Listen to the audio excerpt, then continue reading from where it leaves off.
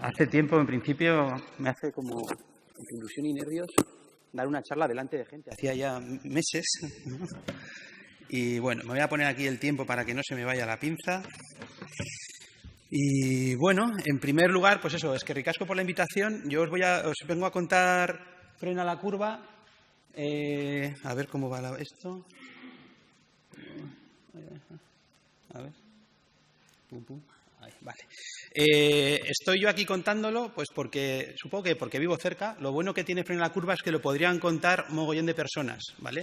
Cada una creo que podríamos contar muchas cosas comunes del proyecto y luego cada una también aporta como las particulares de cómo lo ha vivido, ¿vale? Yo un poco el título que he puesto a la presentación es este, ¿no? De si la pandemia la superamos colaborando, ¿no? ¿Qué pasaría, no? Pensando en la pandemia que nos tiene ahora obsesionadas, esta del COVID, pero también quizá yo pienso que puede que la principal pandemia que vivimos y que no empezó en marzo, sino que ya la venimos arrastrando, incluso diría siglos, ¿no? Es la de la construcción de un pensamiento individualista, que es que ahora, cuando hemos necesitado ponernos a colaborar, resulta que no es tan sencillo porque no estamos entrenadas, educadas, no tenemos una subjetividad colectiva comunitaria para realmente colaborar de una manera como profunda, ¿no? Entonces, un poco espero, si es que esta idea que decimos, ¿no? Sí, a ver si el virus nos está enseñando, ¿no? O nos enfrentamos a él o nos enseña, es un virus muy ambivalente, pues que si es que nos está enseñando algo, a ver, ojalá sí que nos enseñe a colaborar. Y cuando antes decía, ¿no? Y si cuando volveremos a la normalidad, si es que volvemos, ¿no? Y antes cuando leía realidad, era la nueva raralidad. O sea, para mí esto es todo como muy raro. Si volvemos a la nueva raralidad, o lo que sea esto, ojalá sí que permanezca esa idea de saber que esto, las cosas, todo, no solo enfrentarnos al virus, sino un poco todos los retos complejos que tenemos en el día a día, lo hacemos colaborando, ¿no? Un poco, me centro ya voy entrando en Frena la Curva. Sí. Este es un proyecto que se pone en marcha, surge desde el Gobierno de Aragón, surge un poco de una manera, vamos a decir, audaz, ¿no? Se dan cuenta, el 12 de marzo, unos días antes de que estuviésemos ya confinadas, de repente dicen, hostia, pues es que aquí va a pasar algo muy gordo, ¿no? Esto, ellos pensaban un poco en la idea esta de cuando el Prestige y toda esa movilización ciudadana que hubo para los hilillos de plastilina que decía Mariano, ¿no? Pues de repente era, pues hostia, esto va a pasar, va a haber esa movilización, pero además va a ser una movilización diferente. No es que vaya a haber que ir a ninguna playa, sino que esto va a estar distribuido de muchas maneras. Va a haber gente que en su casa va a tener mucho tiempo disponible, que no va a saber, muchos no vamos a saber qué hacer con él. Gente va a querer como involucrarse en cosas. ¿Cómo podría ser esto, no? Y entonces un poco desde la era del Gobierno de Aragón, empiezan a pensar en esto, dentro del propio gobierno, empiezan a pensar en esto dentro del propio, ¿no? de la red de agentes de Aragón, empiezan a pensar en esto con otras redes, empiezan a llamar a gente, ¿no? Creo que es una cosa importante de Frena la Curva que desde el principio es un proyecto que se abre, ¿no? En el que se suman muchos agentes de carácter muy diverso. No es que desde el Gobierno de Aragón llamasen al resto de gobiernos de comunidades autónomas, llamaron a otros gobiernos de comunidades autónomas, pero también llamaron a empresas, llamaron a asociaciones, llamaron a personas con las que tenían relación, llamaron a muchos agentes. Creo que esa idea de cómo se suman ahí makers, laboratorios ciudadanos, gobiernos locales, y esa amalgama de gente diversa que no tiene como un mismo rol, un mismo perfil, es creo que uno de los valores del proyecto, ¿no? Y un poco esa idea de juntas somos más fuertes, ¿no? Que esto que tenemos que abordar, a ver cómo lo hacemos un poco entre todas.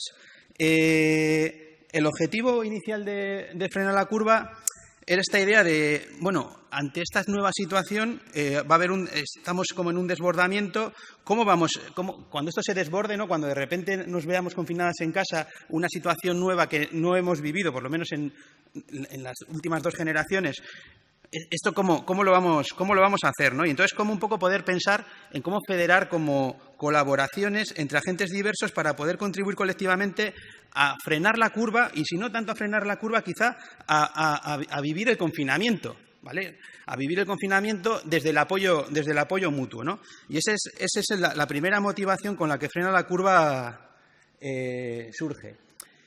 Es un proyecto que desde el principio es una plataforma como de innovación abierta que va como construyéndose sobre la marcha, ¿no? Va como un poco, surge desde esta idea como de algo emergente que va cogiendo forma. En las primeras 24 horas ya se pone en marcha una primera plataforma web, ¿vale? O sea, va muy rápido. Todo el rato es como que nada de lo que va sucediendo es quizá el modelo perfecto de lo que tendría que ser, sino que es el modelo mínimamente viable para poder ser puesto en marcha, que luego se va mejorando y que muchas veces incluso cosas que van haciéndose van quedándose obsoletas porque van siendo sustituidas por otras nuevas necesidades o posibilidades que surgen. También un poco pensando en que cosas que se iban acometiendo desde Frena la Curva, desde Frena la Curva y desde otras muchas cosas que ha habido en el mundo, ¿vale? Frena la Curva no era como... ha sido una cosa como relevante también un poco porque al ser como de las primeras cosas que se puso en marcha, también mucha gente ha utilizado eso como espacio de referencia, ¿no?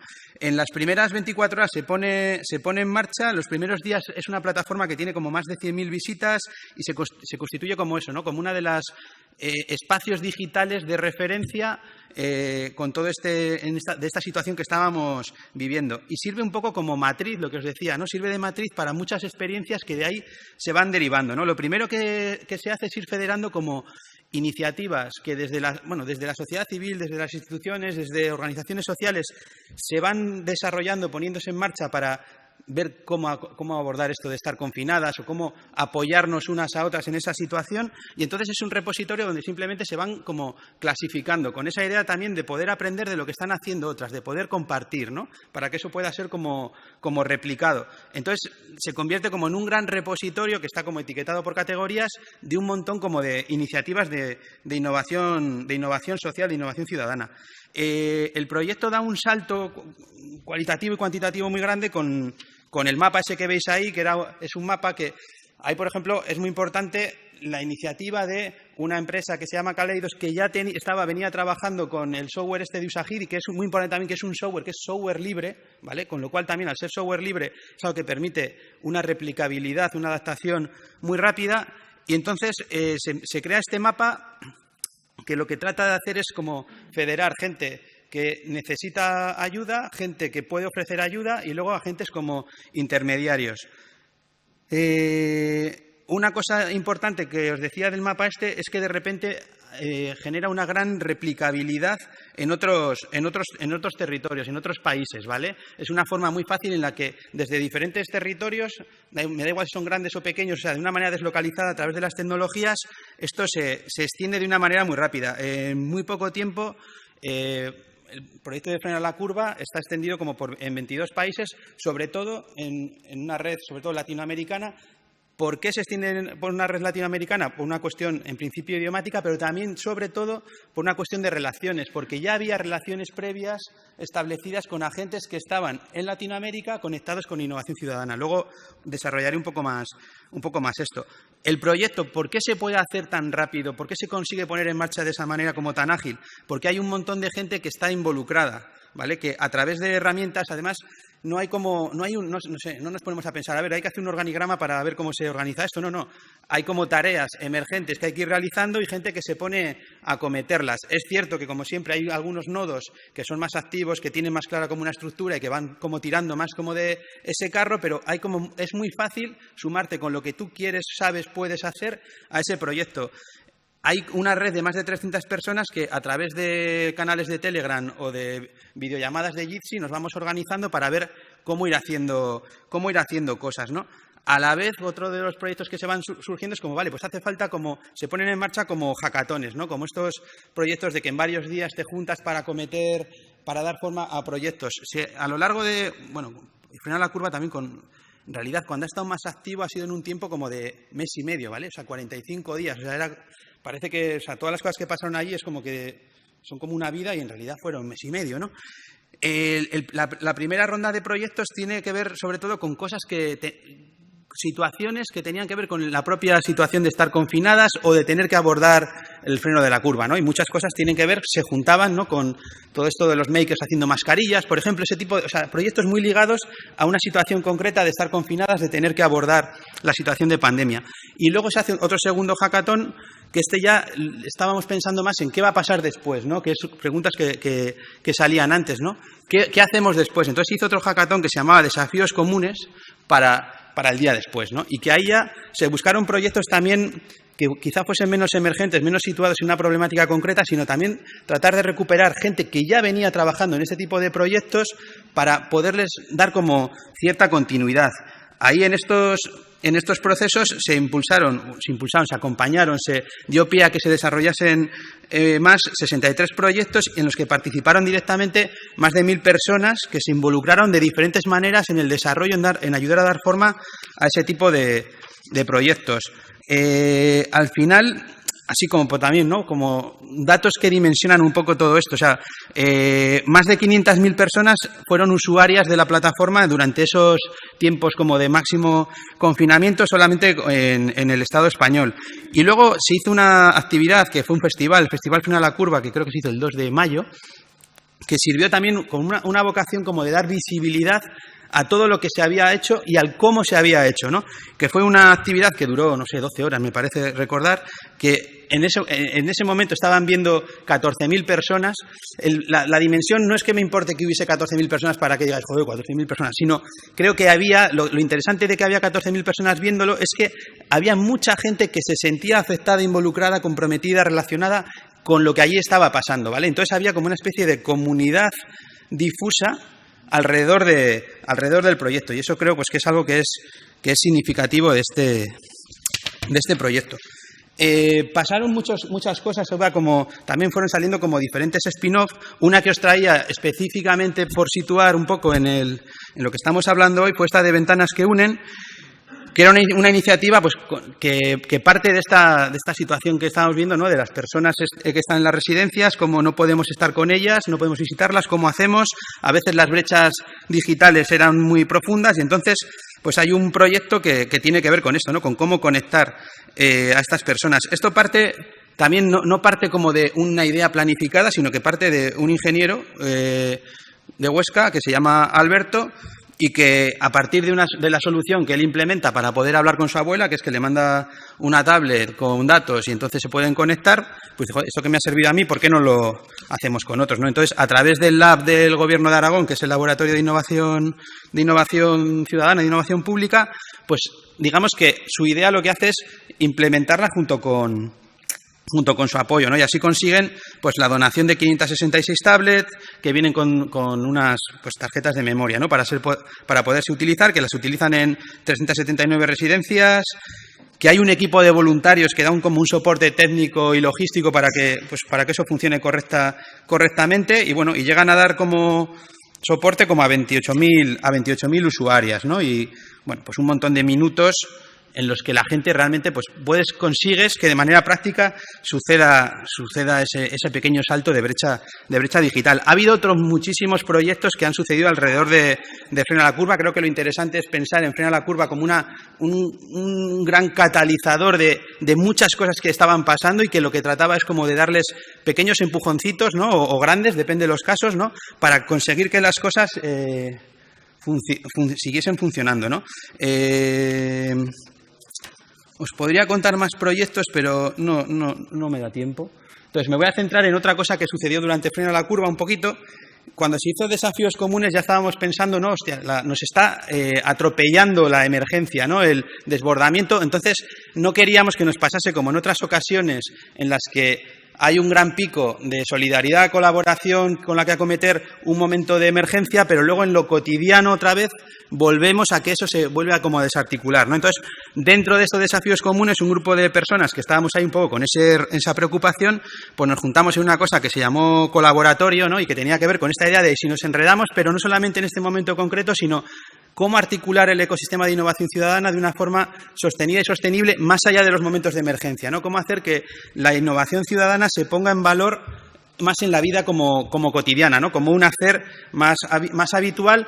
Y eso es un poco una cosa que estuvimos haciendo ahí durante 4 o 5 días. Nos juntamos y es un proceso que se sigue manteniendo en el tiempo, y en el que ahora estamos pues muchos agentes, sobre todo a nivel estatal, pensando, ¿no?, un poco en cómo visibilizarnos, cómo reconocernos, cómo mapearnos, cómo hacer que se entienda qué es esto de la innovación ciudadana y cómo se conecta con la innovación pública. Hay otra parte que tiene que ver con construir infraestructuras y recursos comunes, porque en el momento que surgió Frena la Curva tuvimos como que generar todas las infraestructuras de repente, o ver cómo cosas que cada una tenía en su mochila las sacaba y las ponía, y dices, bueno, a ver si la próxima vez tenemos esto un poco más organizado, o cómo tener infraestructuras que poder ir utilizando en el tiempo un poco todo mantenido, ¿no? Y ahí también veíamos, hicimos, ahí os he dejado un link a una especie de manifiesto o algo así que sacamos que tenía que ver con, ha llegado el momento de apoyar la innovación ciudadana, o sea, cómo era un poco esta idea de cómo lo ciudadano y lo público tienen que buscar más corresponsabilidad, más correlación con esto que hablamos aquí de la cogobernanza, pues realmente cómo nos cogobernamos, no solamente entre instituciones, sino entre sociedad civil organizada y no organizada, porque también a veces reducimos a lo social, a los que ya están organizados, cómo hacer eso, ¿no? Y es una cosa que creemos que es uno de los retos, ¿no? En esta nueva realidad, cómo tratamos de hacer que esté menos disociado, ¿no? Lo público como algo que asiste, atiende y lo ciudadano, ¿no? Aquí os ponía los retos en los que estamos trabajando ahora en el colaboratorio, y otra de las cosas que ha derivado de Frena la Curva es esto que también están trabajando desde pues, Raúl, que es el que está, Raúl Oliván, que está en la dirección del Gobierno de Aragón de este área, que es interesante porque juntan toda la parte que tiene que ver con innovación social y innovación pública, y a la vez está metido ahí todo lo que tiene que ver con voluntariado. Creo que es una mezcla que es curiosa y es interesante. Y ellos ahora han presentado una cosa que llaman el HIP, ¿no? Que es el hexágono de la innovación pública, y que tiene que ver con esto, con instituciones que aprendes, ¿no? Cómo transformar un poco las instituciones que tenemos, que han sido creadas un poco con esta idea de sostener el estado del bienestar, cuando nos hemos dado cuenta de que el estado del bienestar está empezando a ser insostenible y que incluso la visión eurocéntrica esta de el Estado hay que darle un poco la vuelta y ver cómo la sostenemos entre todas. Pues bueno, el hexágono este plantea, ¿no?, cosas que quizá antes de Frenar la Curva estaban ya como implícitas y que ahora se están haciendo más explícitas, y que tienen que ver con cómo pensar en abierto, con cómo pensar las cosas más transdisciplinares, más interconectadas, más transdisciplinares, con hacer las cosas, lo que os decía antes, rápido, ágil, y el otro es prototipar, ¿no? Y el prototipar también con otras, ¿no? Antes, cuando hablábamos de cómo pensar las residencias y tienen que ser cooperativas, creo que si pensásemos las cosas más con las propias usuarias y las personas afectadas, quizá ese proto nos llevaría al co, ¿no? Cómo hacerlo colaborativamente con los que realmente, todos los agentes involucrados en todo eso. Y luego una parte de las tecnologías que tiene que ver con cómo, por ejemplo, aquí en Frena la Curva ha sido muy importante, ¿no? Que las tecnologías, sobre todo además, si son libres y abiertas, han permitido como que el modelo se expanda y tratar de que la tecnología no sea una brecha, sino que al revés, sea algo que abre las posibilidades de estar conectadas. Voy fatal de tiempo, pero sí quería en realidad atravesaros algunas ideas que creo que podrían polinizar cosas a partir de lo que nos ha pasado en Frena la Curva, ¿no? O de lo que hemos aprendido juntas. Esta idea de proyectos mutantes y anfibios, ¿no? O sea, que no están impulsados o desarrollados por un tipo de agente, ¿no? Sino que están hechos en común por agentes, al final voy a destrozar el micrófono por agentes como de características muy diferentes, ¿no? Porque los retos que tenemos son complejos y son muy multinivel, y hace falta que haya esa mezcla. Esta idea de usar como prefijos que nos ayudan como a que lo que tenemos no está funcionando o no está funcionando tan bien como debería funcionar, necesitamos dar un poco la vuelta a las cosas. Entonces estos prefijos nos pueden ayudar a pensar de otra manera, ¿no? Lo mismo con la idea esta de ecosistemas de innovación. A la innovación le vamos poniendo apellidos que a veces separan las cosas, cuando lo que tenemos que hacer es como unirlas, ¿no? Quizá una cosa que hablábamos antes que me parece fundamental es como hacer nichos o silos nos puede ayudar como a especificar algunas tareas, pero realmente la amigabilidad es como, incluso cuando decíamos ciudades amigables que hablamos ahora, ya ciudad ya nos lleva solamente a una parte del territorio. Si pensamos la amigabilidad para personas mayores, pero es que si la pensásemos para personas con discapacidad o para las mujeres o para las personas migrantes, o para las personas sin más, probablemente llegaríamos a hacer ciudades amigables, ¿no? En cambio, tendemos todo el rato a buscar como nichos que luego además no tenemos capacidad de conectar suficientemente. Entonces, esta idea de cómo conectar...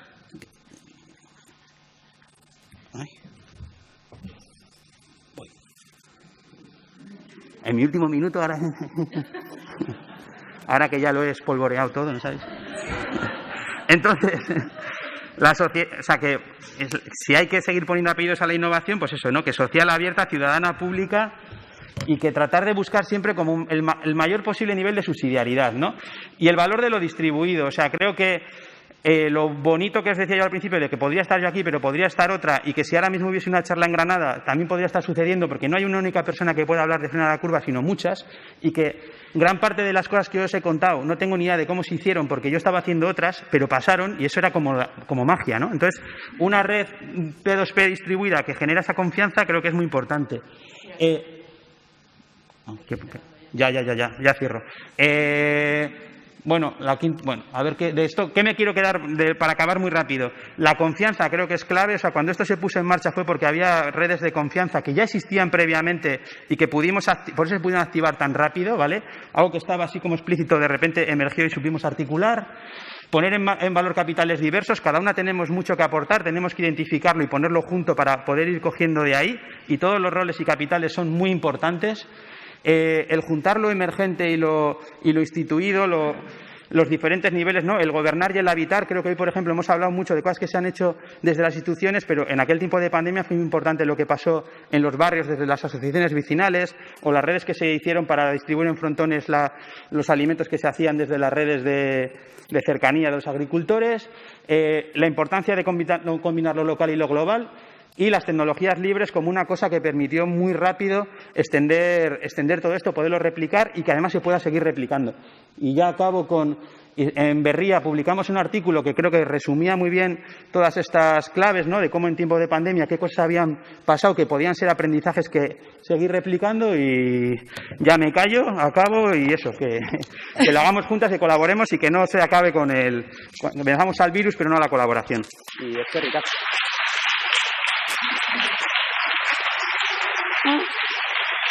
eskerrik asko, Ricardo Antón.